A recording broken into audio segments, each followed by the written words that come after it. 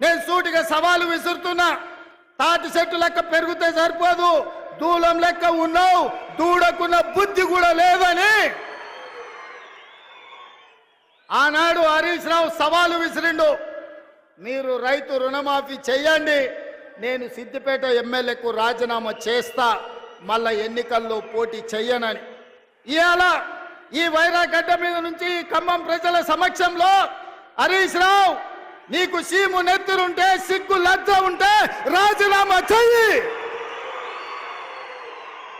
నువ్వు కూడా నీ మామలకనే సిగ్గు లేనోని అయితే ఏట్ల దుంకి సావు అని చెప్పి నేను ఈ సందర్భంగా చెప్పదలుచుకున్నా. ఆయనని నేనన్నా, హరీష్ రావు సిద్ధంగా ఉండు, సిద్దిపేటకు పట్టిన శని పీడ చీడ విరుగడవుతుంది, 15 ఆగస్టు లోపల 2 లక్షల వరకు రుణమాఫీ చేసి తీరుతామని మాట ఇచ్చిన. ఇవాళ 15 ఆగస్టు నాడు మళ్ళీ అదే ఖమ్మం గడ్డ మీద నుంచి ఇవాళ సవాలు విసురుతున్న హరీష్ రావు, నీలో చీము నెత్తురుంటే నీకు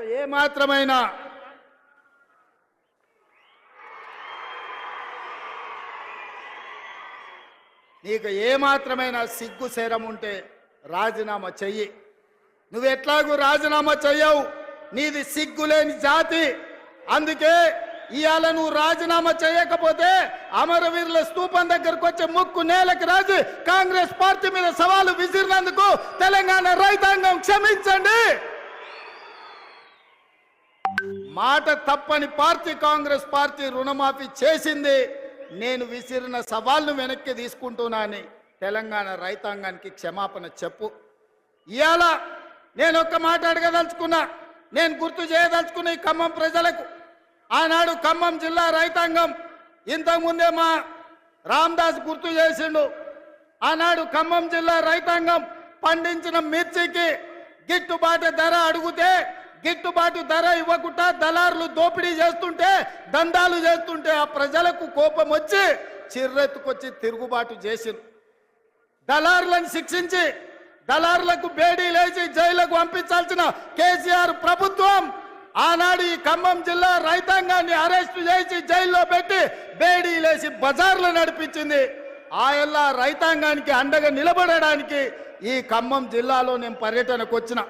ఆయల్లా మీకు అందరికి గుర్తుండాలి, సంటి బిడ్డను భార్య సంకలు ఎత్తుకొని బస్సులో బేడీ లేచి తీసుకెళ్తున్న భర్తకు తన సంటి బిడ్డను చూపించడానికి పోతే కర్కశంగా పోలీసులు ఆడబిడ్డ మీద దాడి చేసిరు. ఆయల్లా ఆ కుటుంబాన్ని కూడా పరామర్శించడానికి నేను ఈ ఖమ్మం జిల్లాకు వచ్చిన. ఇదే కాదు, ఎన్నికల సందర్భంలో కూడా పాదయాత్ర చేస్తూ ఈ వైరాకు వచ్చిన. ఆనాడు మిమ్మల్ని అడిగిన, వైరాలో ఎమ్మెల్యేగా గెలిపించండి, తప్పకుండా రైతులకు 2 లక్షల రూపాయల రుణమాఫీ చేస్తామని చెప్పినాం. ఆర్టీసీలో ఆడబిడ్డలకు ఉచిత ప్రయాణం ఇస్తామని చెప్పినాం. అదే విధంగా ప్రతి పేదవాడి ఇంటిలో 200 యూనిట్లు ఉచిత కరెంటును అమలు చేస్తామని చెప్పినాం. రాజీవ్ ఆరోగ్యశ్రీ పథకాన్ని 10 లక్షలకు విస్తరిస్తామని చెప్పినాం.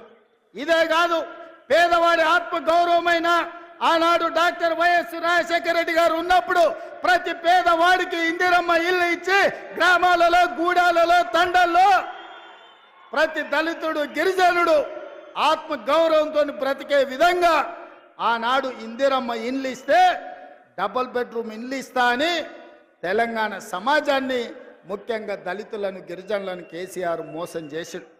అందుకే పొంగులేటి శ్రీనివాసరెడ్డి గారి శాఖ, గృహ నిర్మాణ శాఖ నుంచి ప్రతి పేదవాడికి ఇల్లు ఇవ్వాలన్న లక్ష్యంతో ఈ సంవత్సరం ప్రతి నియోజకవర్గంలో 3500 ఇందిరమ్మ ఇండ్లు, రాష్ట్రం మొత్తం 4,50,000 ఇండ్లను ఇవాళ పేదలకు మంజూరు చేసి ఇవాళ పేదలను ఆత్మగౌరవంతో బ్రతికించే విధంగా కార్యక్రమాలు తీసుకున్నాం. ఇన్ని కార్యక్రమాలు సెప్టెంబర్ 17, 2023 నాడు రాజీవ్ గాంధీ ప్రాంగణం తుక్కుగూడలో సోనియా గాంధీ గారు 6 గ్యారెంటీలను తెలంగాణకు ఇస్తే ఆ గ్యారెంటీలను అమలు చేసే ప్రయత్నం నిరంతరం నా మంత్రివర్గ సహచరులతోని మేము కష్టపడుతున్నాం.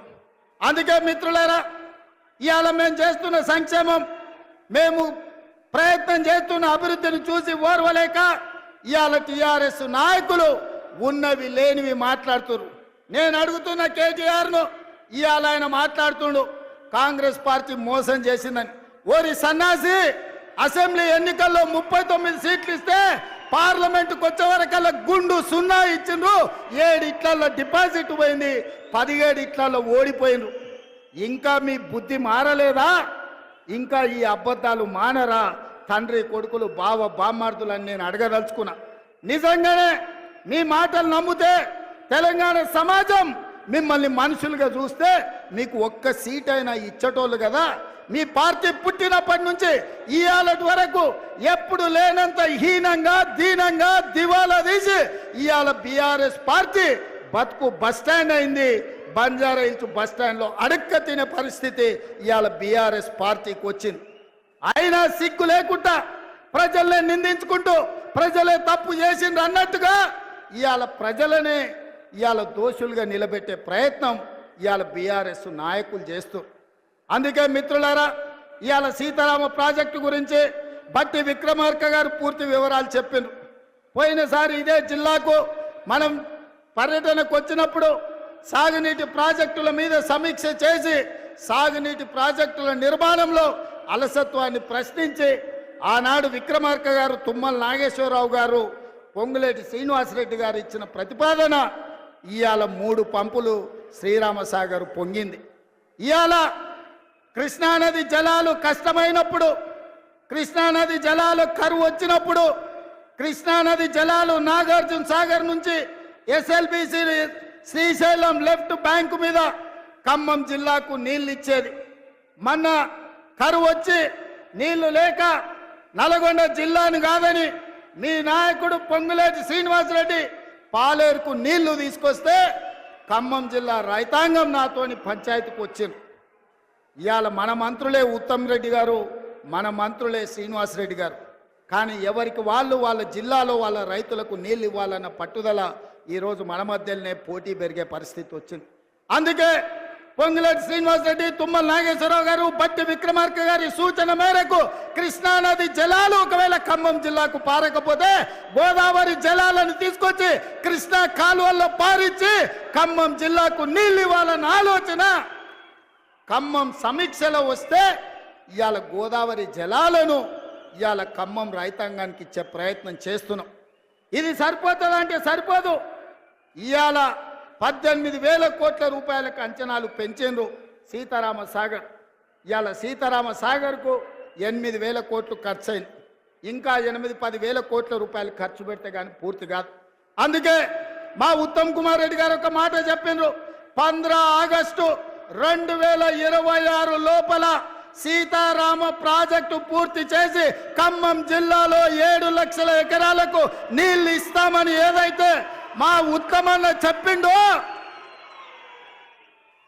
మళ్ళీ నేను మాట ఇస్తున్న మిత్రులారా, వైరా గడ్డ మీద నుంచి 2026 15 ఆగస్టు లోపల సీతారామ ప్రాజెక్టుకు ఎన్ని వేల కోట్ల రూపాయలు అవసరమైనా నీళ్లను నిధులను వరదలాగా పారించి 7 లక్షల ఎకరాలకు మీకు నీళ్ళిచ్చే బాధ్యత ఈ ప్రభుత్వం తీసుకుంటుంది.